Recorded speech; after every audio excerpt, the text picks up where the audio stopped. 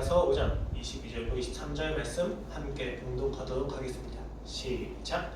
오직 성령의 열매는 사랑과 희락과 화평과 오래 참음과 자비와 양성과 충성과 온유와 절제니 이 같은 것을 금지할 법이 없느니라. 아멘. 믿음으로 산다는 것이 무엇인가? 또 우리는 어디서 믿음을 끌어내야 하며 끌어내야만 하는 믿음의 내용은 무엇인가? 라는 거에 대해서 우리가 함께 살펴보고 있습니다. 성경은 이 믿음이 꼭 반드시 사랑으로 표현되어야만 한다고 이야기하고 있습니다. 그리고 그 사랑은 갈라디아서에서 9가지의 열매를 통해서 조금 더 구체화되고 있습니다. 오늘 믿음의 실제라고 하는 제목 안에서 저희는 8번째 열매 온유에 대해서 살펴보고자 합니다. 온유라고 이야기를 하면 성질이 온화하고 부드러운 것을 의미합니다. 영어는 이것에 대해서 gentleness나 meekness라고 표현하기도 하는데 성경이 이야기하는 온유와 우리가 생각하는 온유는 조금 거리가 있어 보입니다. 실제로 헬라 시대 때 그리고 히브리 시대 때에도 온유함에 대해서 이야기할 때에는 그나마 철학자들 중에서는 이것을 통치자가 가져야만 하는 미덕으로 생각을 했지 그 대다수, 그 외에 많은 대중들은 이 온유함에 대해서 굉장히 천박하게 생각했습니다. 경시 여겼어요. 왜냐하면 이 온유함을 그들은 비굴함과 천함과 비천함과 그리고 나약함으로 이해했기 때문입니다. 그들에게 온유라고 하는 것은 감히 하나님을 향해서 쓸 수 없는 성품이었습니다. 또한 그들이 그렇게 바라는 성품도 아니었습니다. 그들이 원하는 통치자와 영웅은 항상 강대한 악을 물리칠 수 있는 힘이 있는 존재였지 온유한 존재는 아니었다는 것입니다. 이것은 오늘날 우리에게도 마찬가지입니다. 오늘날 우리는 온유함에 대해서 이야기를 하고 바라지만 사실상 내가 온유하게 사는 것을 그다지 기뻐 여기지는 않습니다. 온유함을 굳이 성취하고자 하지 않습니다. 왜냐하면 오늘날 우리는 온유함을 돈이 없고 능력이 없어서 취해야만 하는 비겁함, 타협, 비굴함과 구별해서 사용하지 않기 때문입니다. 생각해 보십시오 여러분. 제가 돈도 없고 능력도 없습니다. 실제로 그렇네요. 돈도 없고 능력도 없습니다. 제가 온유하다고 이야기하면 여러분 그것을 온유로 받아들이겠습니까? 아니면 그냥 능력이 없으니까 저렇게 낮추고 사는 겸손함이지라고 이야기하시겠습니까? 그런데 능력이 있는 존재가 낮추어서 이야기하면 그것은 온유함이라고 이야기할 것입니다. 여러분 성경이 이야기하는 온유함이 내가 소유와 능력을 갖추었다고 해야만 나타날 수 있는 성품입니까? 성경에서 이야기하는 온유가 우리의 소유와 능력에 따라서 좌지우지 될 수 있는 어떠한 성품입니까? 그렇지 않다는 것입니다. 성경에서는 이 온유함을 가지고 신자가 세상을 대하는 자세라고 이야기하며 성령님이 역사하신 결과라고 이야기하며 하나님께서 그 신자를 선택하시고 부르셨다는 것에 대한 표징이라고 이야기합니다. 또한 전도할 때 반드시 있어야 하는 성품이라고 이야기하며 대적자들을 회심케 하는 능력이라고도 이야기합니다. 이 온유가 우리가 단순히 생각하는 비굴함 혹은 따뜻함, 겸손함 그 정도의 이야기일까요? 저는 그렇지 않다고 봅니다. 그렇다면 성경이 이야기하는 온유란 무엇인가? 하나님의 온유함은 무엇이며 신자가 가져야만 하는 온유함은 무엇인가에 대해서 조금 더 깊이 살펴보도록 하겠습니다. 사실 구약 성경에서는 하나님을 온유하다고 표현하는 경우가 거의 없습니다. 성경 구절로는 3번 정도가 딱 등장을 하는데 사무엘하 22장 36절 말씀입니다. 주께서 또 주의 구원의 방패를 내게 주시며 주의 온유함이 나를 크게 하셨나이다. 시편 18편 35절 말씀입니다. 또 주께서 주의 구원하는 방패를 내게 주시며 주의 오른손이 나를 붙들고 주의 온유함이 나를 크게 하셨나이다. 조금 이상하지 않습니까? 같은 고백에 대한 이야기예요. 사실 이 두 가지 본문 말씀은 다윗이 자신의 인생을 돌아보면서 했던 고백을 각각의 문맥에서 사용하고 있는 것입니다. 그러므로 사실 이 고백은 하나의 고백입니다. 그러므로 우리가 여기서 생각할 때에는 지금 하나님의 온유함에 대해서는 정말로 구약이 제한적으로 사용하고 있다는 것을 알고 있습니다. 특별히 이 본문에서는 나를 크게 하셨나이다 라고 하는 단어와 연관해서 하나님의 온유함이 대조적으로 사용되고 있습니다. 그래서 여기서 우리는 온유함을 온유로 이야기보단 낮아짐으로 이해해야 됩니다. 하나님의 낮아지심이 나를 크게 하셨나이다, 나를 번성케 하였나이다 라고 대조적인 문법으로 사용하고 있다는 것입니다. 이러한 이야기는 무슨 이야기냐? 하나님에 대해서 온유함을 사용하기 꺼려하고 있었다는 것을 의미합니다. 구약에 있는 사람들 역시도 온유함을 하나님에 대해서는 사용하지 않았습니다. 왜냐하면 온유함은 정말로 낮아지는 것이기 때문에. 하나님은 창조주입니다. 하나님은 낮아지실 수 없는 분입니다. 하나님이 겸손하시다? 상상할 수 없습니다. 그래서 구약에서도 이 표현을 굉장히 제한적인 문맥 안에서만 사용을 하고 있다는 것입니다. 그는 자애로우십니다. 자비로우십니다. 긍휼이 넘치십니다. 그러나 그는 온유하다고 표현하기에는 굉장히 어렵습니다. 왜냐하면 성경에서 이야기하는 온유는 굉장히 자기 비하와 연관이 되기 때문입니다. 다만 오늘 문맥에서는 하나님의 낮아지심이 그 상대를 다윗을 높이 올리셨다고 하는 점에서 사용을 하고 있다는 것을 기억하십시오. 그렇다면 신약에 이르러서 신약에서도 하나님을 온유하는 거리가 멀게 사용하는가? 라고 했었을 때 신약에서도 온유함은 하나님을 대상으로 사용하지 않습니다. 한 개 구절 정도가 딱 예외가 있는데 예수님의 말씀입니다. 마태복음 11장 28절로 30절 말씀입니다. 앞서 문맥을 잠깐 설명드릴게요. 예수님께서 이 말씀을 하시기 전에 11장에서는 요한이 옥에 갇혀있는 것에서부터 시작을 합니다. 침례 요한이 옥에 갇혀있는데 예수님의 행보를 듣습니다. 근데 예수님의 행보를 들으면 들을수록 자신이 생각했던 메시아의 모습하고 많이 달라요. 그래서 제자들을 보내서 정말로 당신이 내가 기다리던 메시아가 맞습니까? 라고 되묻습니다. 이에 예수님께서 구약의 말씀을 들어서 이야기하시면서 내가 메시아가 맞다고 이야기해 주십니다. 그리고 나서 예수님께서는 제자들에게 이것을 설명해 주시고 갈릴리 마음의 주요 세 마을 고라신과 벳세다와 가버나움에 가셔서 큰 권능을 행하셨다고 합니다. 그런데 그 큰 권능에 그들이 예수님을 믿지 않습니다. 믿지 않는 그들을 보고 예수님이 저주하십니다. 되게 웃기지 않습니까, 여러분? 구약에 있는 모든 말씀을 성취하고 계시는데 그 권능을 행하고 계신데도 불구하고 메시아가 그 메시아됨을 나타내고 있는데 어느 누구도 그가 메시아라는 것을 잘 믿지 않는다는 것입니다. 이에 대해서 예수님께서 이렇게 이야기하십니다. 마태복음 11장 26절 말씀입니다. 옳소이다. 이렇게 된 것이 아버지의 뜻이니이다. 내 아버지께서 모든 것을 내게 주셨으니 아버지 외에는 아들을 아는 자가 없고 아들과 또 아들의 소원대로 계시를 받은 자 외에는 아버지를 아는 자가 없도다. 예수님의 메시아됨이 나타나도 왜 그들이 알 수 없는가? 하나님의 계시를 받지 않았으면 아무도 알 수가 없다는 것입니다. 그런데 바로 다음에 이렇게 이야기하십니다. 28절 말씀입니다. 수고하고 무거운 짐진 자들아 다 내게로 오라. 내가 너희를 쉬게 하리라. 여러분 앞에서 뭐라고 말씀드렸어요? 예수님께서 아버지가 계시하신 자 외에는 내가 아버지의 아들인 줄 아는 자가 없습니다 라고 이야기했습니다. 굉장히 결정론적인 이야기예요. 그런데 그렇게 이야기하시고 나서 바로 다음에 내게로 와라 라고 초대를 하신다는 거예요. 말이 안 맞는 겁니다. 계시를 하셔야만 너희가 내가 누군지 알 수 있어? 그러니까 내게로 와 라고 이야기하신다는 거죠. 이상하다는 거죠. 여기서 우리가 집중해야 될 부분은 오늘 예수께서 이런 말씀을 하신 건 결정론이나 인간의 수동성에 대해서 강조하고자 함이 아니에요. 하나님께서 하시는 계시의 내용이 무엇인지에 대해서 이야기하기 위함입니다.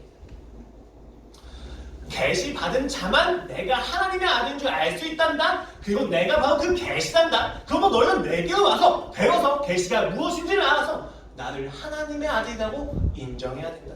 믿어야 된다. 라고 이야기하시는 겁니다. 그렇다면 그 계시의 내용이 무엇입니까? 29절 말씀입니다. 나의 마음이 온유하고 겸손하니 나의 멍에를 메고 내게 배우라. 그리하면 너희 마음이 쉼을 얻으리니 이는 내 멍에는 쉽고 내 짐은 가벼움이다 하시니라. 예수님께서 지금 여기서 이야기하고 계시는 짐은 무엇입니까? 여기서 짐은 율법을 이루어야만 한다고 하는 책임감이에요. 그게 너무 무거운 거죠. 이 짐을 지기 위해서는 멍에를 메워야만 합니다. 여러분 우리가 멍에 꼭 나쁘게 생각하는데 멍에는 그렇게 나쁜 게 아니에요. 왜? 멍에는 무거운 짐을 가볍게 질 수 있도록 도와주는 도구이기 때문입니다. 그런데 유대인들, 율법주의자들의 멍에를 메게 되면 그 짐이 더 무겁게 느껴진다는 게 문제입니다. 이 부분을 좀 더 깊이 봅시다. 두 가지 사실을 보면 이 짐이 율법을 이루어야 한다고 하는 책임이라는 것을 좀 더 깊이 살펴볼 수 있습니다. 첫 번째는 멍에가 무엇인가입니다. 유대 사회에서는 스승과 제자 사이에서 훈육 관계를 관용적으로 표현할 때 멍에라고 하는 단어가 있습니다. 내 멍에는 네가 지어야 된단다 라고 이야기를 하는 거예요. 네가 나를 따라와야 된단다 라고 이야기할 때 멍에를 사용한다는 것입니다. 이 멍에는 실제로 구약에서는 율법이라고 상징화되기 시작합니다.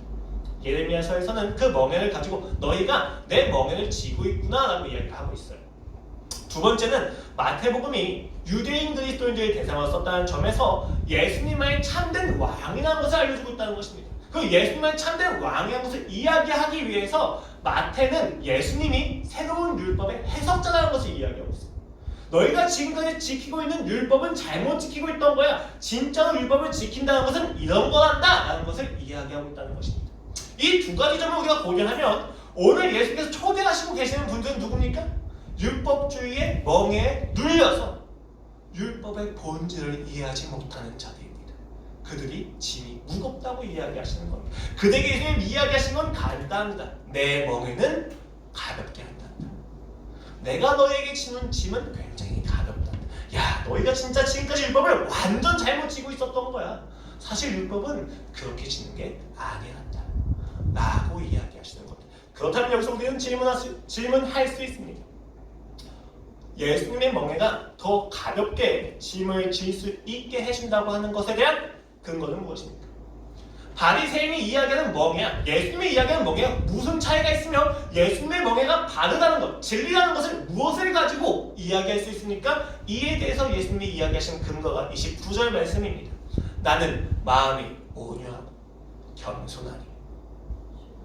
나는 마음이 온유하고 겸손하다는 것입니다. 그 사람들이 들을 땐 깜짝 놀라는 거예요. 왜? 온유와 겸손은 인간이 스스로에게 쓰지 않는 단어입니다.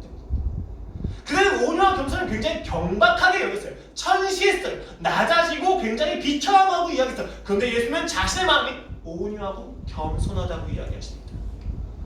굉장히 큰 문화 충격이었을 겁니다. 내가 마음이 온유하고 겸손하니까 내 멍에를 메워야 된단다. 그러면 너희가 쉼을 얻을 수 있단다라고 이야기합니다. 여러분, 예수님의 멍에는 십자가에서의 죽음과 부활을 근거로 우리가 믿음을 가진다는 것을 이야기합니다. 그 믿음이 율법을 가볍게 해준다는 것입니다.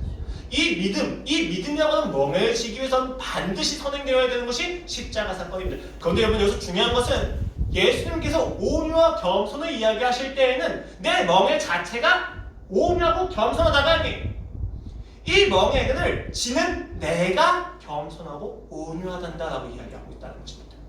예수님께서 십자가에서 자신을 비우신 사건, 자기 비움, 자기 비하, 이것이 온유가 아니라 예수님으로 하여금 십자가를 지게 만드는 예수님의 성품이 바로 온유함이라는 것입니다. 그 성품이 겸손함이라는 것입니다. 이 온유와 겸손함이 예수님으로 하여금 십자가를 질 수 있도록 하고 있다는 것입니다. 단순히 우리가 생각하는 것처럼 간단하게 온유가 낮아짐, 따스함, 부드러움이 아니라는 거예요. 그 부드러움과 따스함과 자기 비움, 그리고 그 낮아짐을 만들어낼 수 있는 어떤 성품이 있다는 것입니다. 우리는 온유의 반대말을 난폭함으로 이야기하곤 합니다. 그래서 난폭하지 않은 부드러움을 우리는 온유로 생각하는 것이죠. 하지만 오늘 성경을 보았을 때는 조금 더 근본적인 무언가가 있습니다. 자기 비하와 자기 낮아짐보다 조금 더 근본적인 어떤 성품이 있다는 것입니다. 지금까지 이야기한 것을 세 가지로 정리해서 그 결론을 말씀드리겠습니다. 첫 번째는 하나님의 온유하심은 상대를 높여준다는 점에서 보았습니다. 여러분, 낮아진다고 꼭 기분이 좋지는 않습니다. 상대가 내 앞에서 겸손을 떤다고 해서 내가 꼭 기분이 좋아지진 않아요. 오히려 상대가 낮아질 때 내가 불편해지는 경우도 굉장히 많습니다. 시험에서 영어 문제를 제가 15개를 틀렸어요. 그런데 제 친구가 하나 틀렸다고 자기는 쓰레기라며 자기는 죽어야 된다고 이야기를 하고 있습니다. 제 친구는 자기 나름대로 겸손함을 떤 거죠. 그런데 그 이야기 듣는 저는 그러면 나는 죽을 정도가 아니라 죽어도 안 되는구나. 네가 쓰레기면 난 음식물 쓰레기구나. 이렇게까지 가게 된단 말이에요. 여러분, 무슨 말입니까? 단순히 낮아진다고 해서 상대를 높여주는 건 아니라는 것입니다. 그건 겸손이라고 이야기하지 않아요. 물론 상대가 그렇게 낮아지면 저거 올라가죠. 어떤 게 올라가요? 제 스트레스 지수가 올라가요. 그건 아무 소용이 없죠. 무슨 이야기입니까? 상대를 배려하지 않는 낮아짐은, 상대를 고려하지 않는 겸손은 자기일 뿐이지 교만이지 그걸 우리가 온유함이라고 이야기 안 한다는 것입니다. 그러한 낮아짐은 눈높이를 맞출 수가 없어요. 그러한 낮아짐은 오히려 자기를 더 높이려고 하는 간교함입니다. 하나님의 낮아지심은 상대를 반드시 높이십니다. 하나님의 낮아지심은 신자를 반드시 높여줍니다. 우리는 이것을 기억해야만 합니다.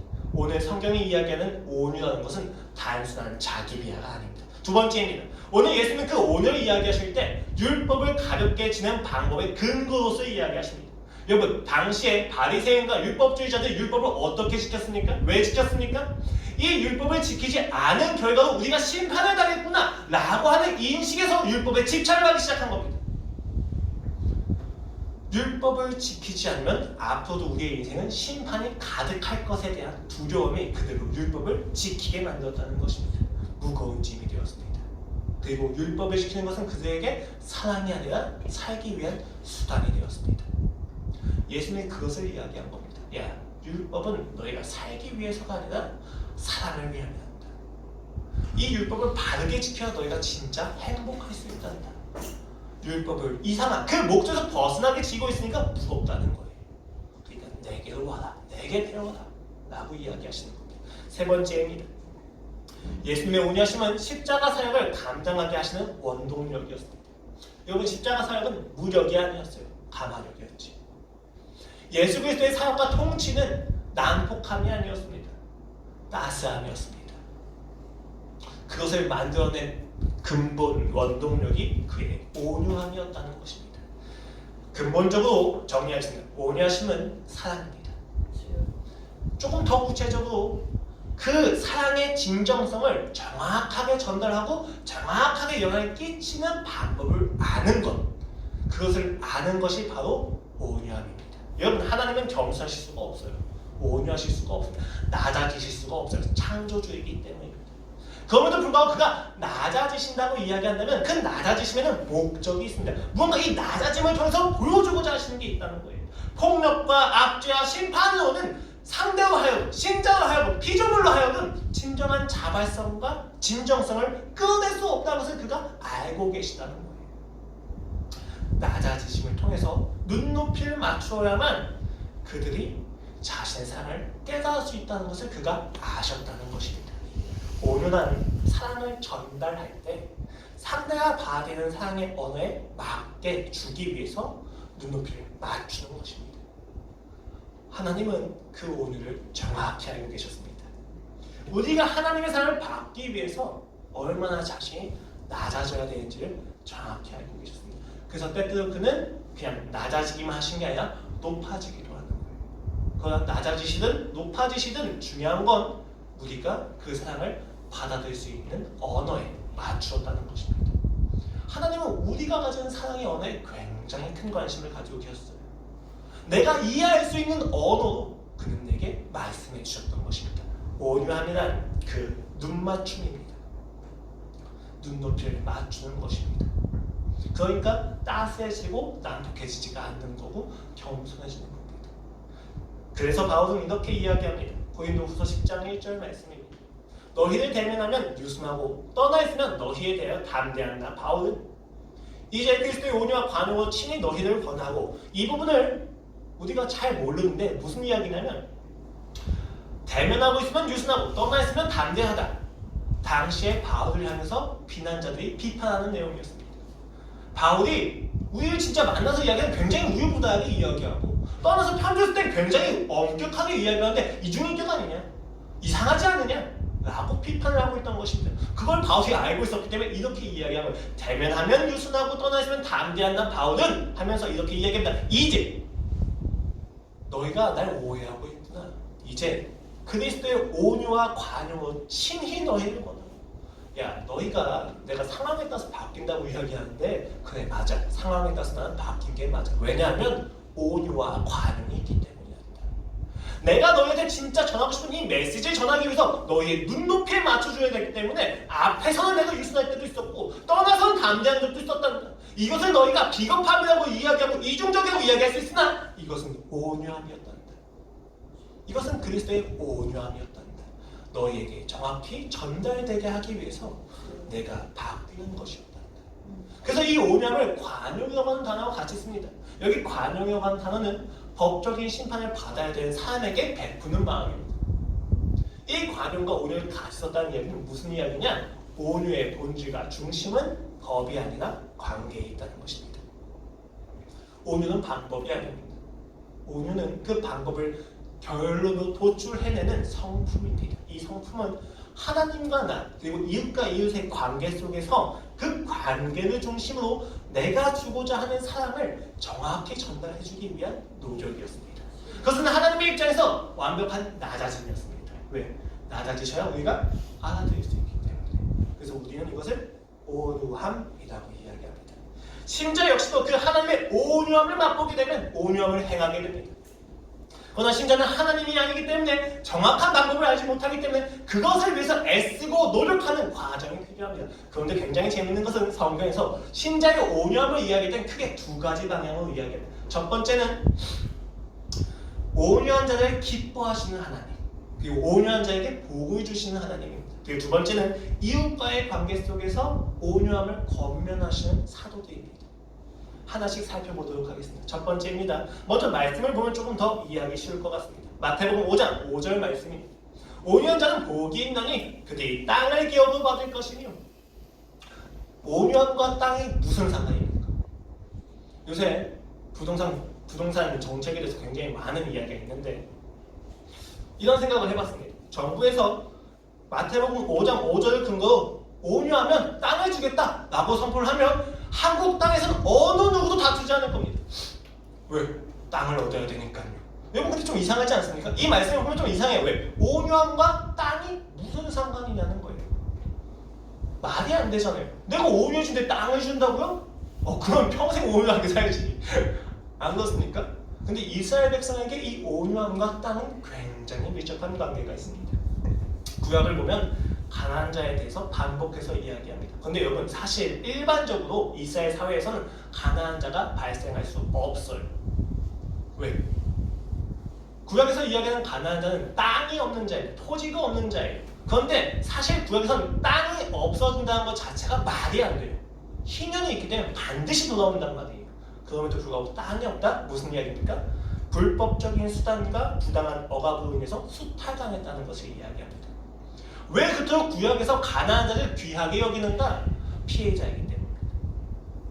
억압과 수탈로 인해서 땅이 빼앗긴 자들인 거예요.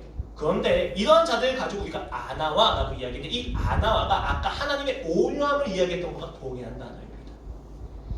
성경에서는 온유함을 이야기할 때 단순히 낮아진 정도가 아니고 진짜 비천한 자, 가난한 자에 대해서 똑같이 쓰고 있었다는 것입니다. 그런데 굉장히 재밌는 것은 그 착취와 불법 아래에서 신음하는 자들이 특별히 여호와의 도움만을 구할 때도 그들이 온유하다고 이야기한다는 것입니다.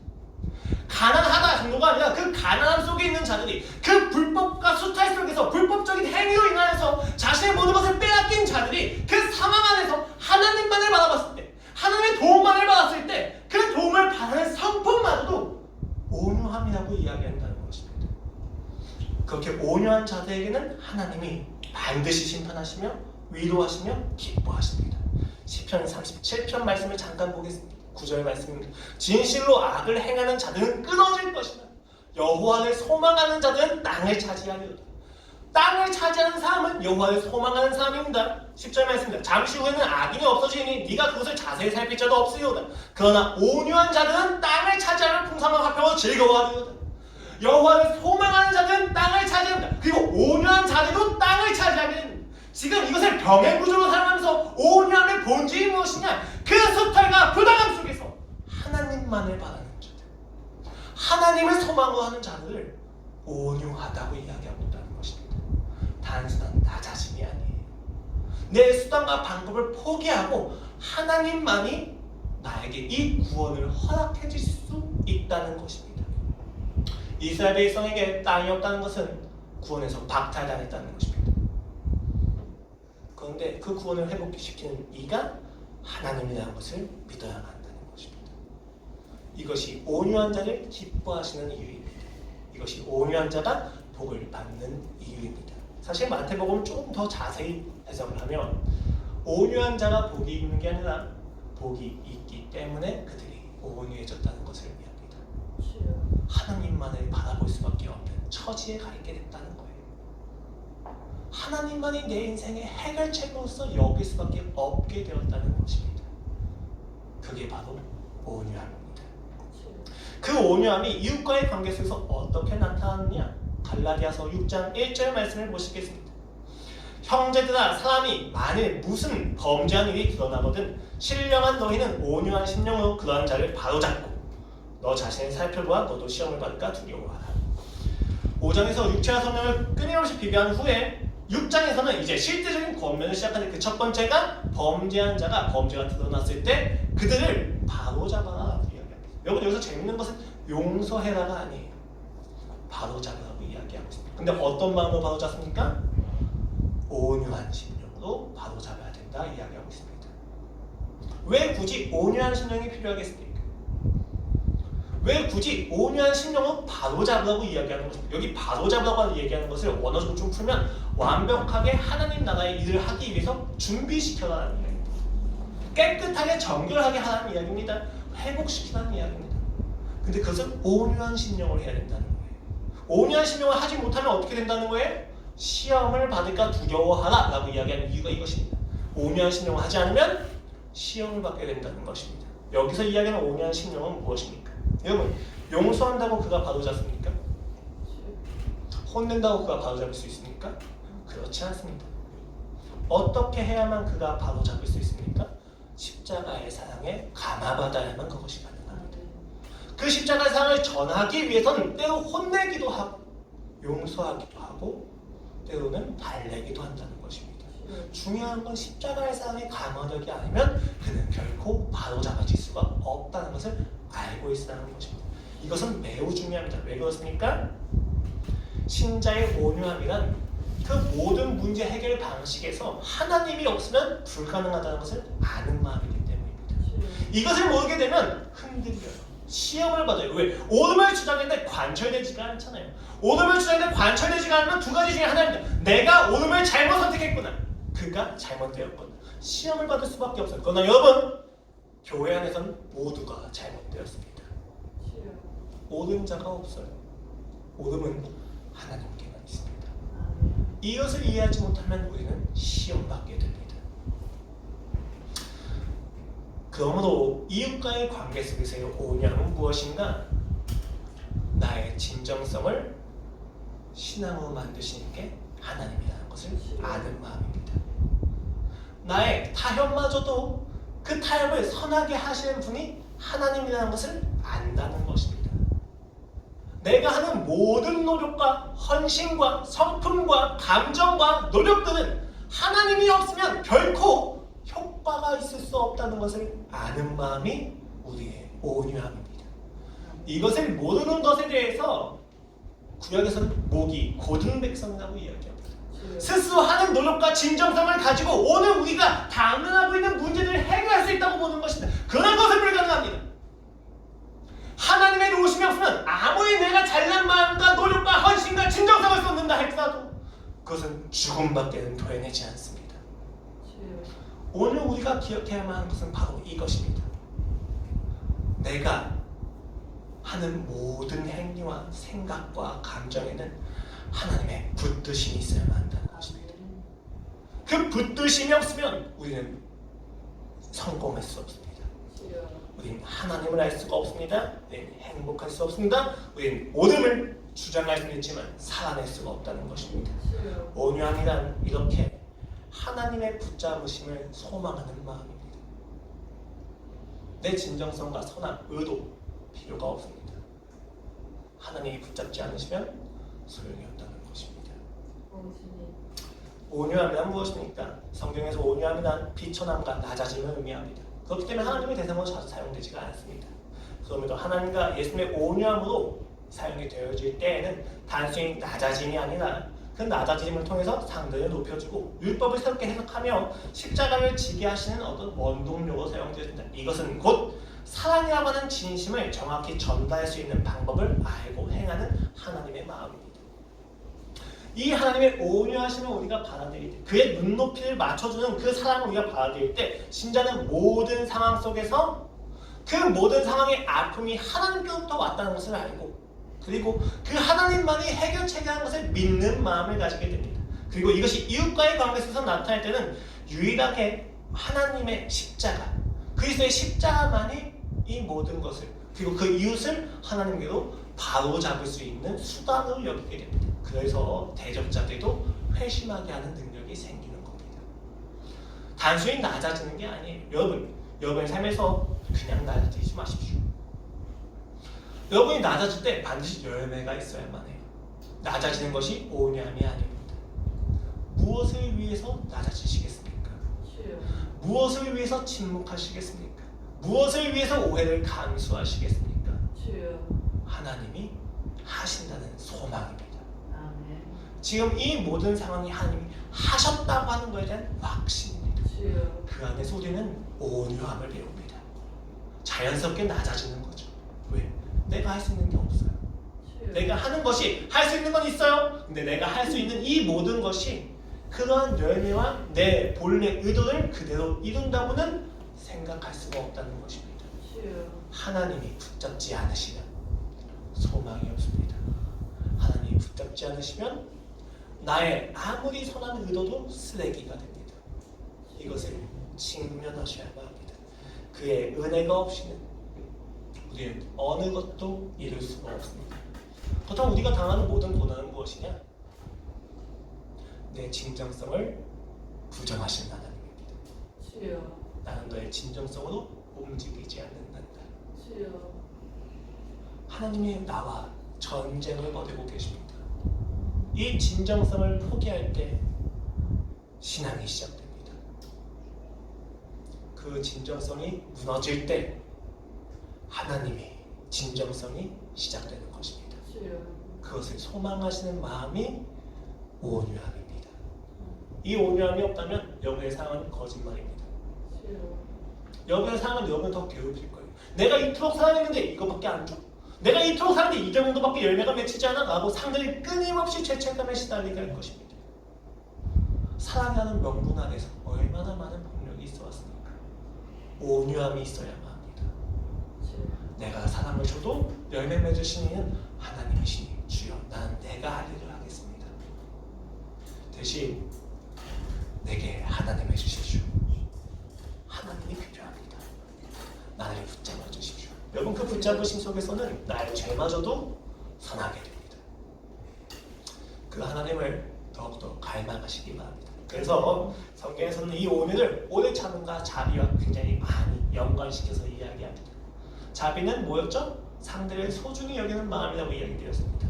오래 참음은 무엇이었습니까? 길이와 어떤 행위가 아니라 하나님을 향해서 간절히 여기는 마음이 바로 오래 참음이라고 이야기했습니다. 여기서 온유함이 무엇이냐? 하나님이 아니면 나의 모든 진정성이 불가능하다. 하나님만이 열매를 맺으시는 분이다 라는 것입니다. 여러분 여기에는 반드시 희락이 함께합니다. 가벼워집니다. 다시 예수님의 말씀을 들어보십시오. 예수님이 이야기하십니다. 마태복음 11장 28절로 30절 말씀입니다. 수고하고 무거운 짐진 자들아, 인생을 스스로의 진정성과 노력을 통해서 해결하려고 하는 자들아, 그래서 그 짐이 너무 무거운 자들아, 다 내게로 오라. 내가 너희를 쉬게 하리라. 너희의 방법으로는 안 된단다. 너희의 노력으로는 안 된단다. 너희의 열심으로는 불가능하단다. 나는 마음이 온유하고 겸손하니 나는 정확한 방법을 알고 있단다. 너희의 진정성과 노력과 열심이 참된 열매를 맺을 수 있는 정확한 방법을 나는 알고 있단다. 나의 멍에를 배워라. 내게 배워라. 십자가의 죽음과 부활만이, 성령의 역사만이, 그리스도의 보혈만이 너희의 그 불완전한 마음을 정결하게 해줄 거란다. 너희의 진정성을 열매 맺게 해줄 거란다. 너희의 진정성이 아니라 나의 진정성이란다. 그리하면 너희 마음이 쉼을 얻으리니. 여기서 나는 마음이 온유하다고 했을 때하고 너희 마음이 쉼을 얻는다고 했을 때 이 마음과 마음이 좀 달라요. 사실 나는 마음이 온유하다고 했을 때 이 마음은 하르디아입니다. 심장에 대해서, 전 인격에 대해서 이야기하십니다. 그런데 너희 마음이라고 이야기했을 때 프시케를 이야기합니다. 예수 그리스도의 성품을 아는 그곳에서 우리의 영혼이 평강을 얻는다는 것입니다. 왜 이렇게 마음에 대해서 구별해서 사용하는가? 왜냐하면 예수님은 온유와 겸손 자체로 모든 것을 특정지을 수 없습니다. 예수님의 성품 중 하나이기 때문입니다. 근데 그 성품 중 하나만 우리가 맛본다 할지라도 우리의 인생은 변합니다. 우리의 영혼이 평강을 얻는다는 것입니다. 너희 마음이 쉼을 얻으리니 너희의 영혼이 평강을 얻으리니 이는 내 멍에는 쉽고 내 짐은 가벼움이다. 믿음이 너희를 살릴 거란다 라는 이야기입니다. 그리스도 예수를 믿으십시오. 다른 말을 할 수가 없습니다. 그리스도 예수께서 여러분의 진정성과 마음을 진정한 열매로 맺게 하는 양분으로 삼으실 겁니다. 오로지 예수 그리스도의 보혈이 아니면 우리는 어느 것 하나 선하지 않습니다. 그러므로 보혈을 끊임없이 소망하시기를 바라겠습니다. 기도하시겠습니다. 하나님 아버지, 오늘 우리가 온유함에 대해서 이야기를 좀 나눠보았고 그 메시지를 보았습니다. 주님, 그 온유함이 단순히 낮아지고 따스한 것이 아니라 그리스도 예수의 낮아짐이 아니라면 어떤 것도 해결될 수 없다는 것을 아는 마음임을 알았습니다. 주님이 아니면 불가능합니다. 주님의 진정성이 아니면 불가능합니다. 주여, 주께서 오셔 나의 진정성이 아니라 주님의 진정성으로 일하여 주시옵소서. 나는 약합니다. 나는 악합니다.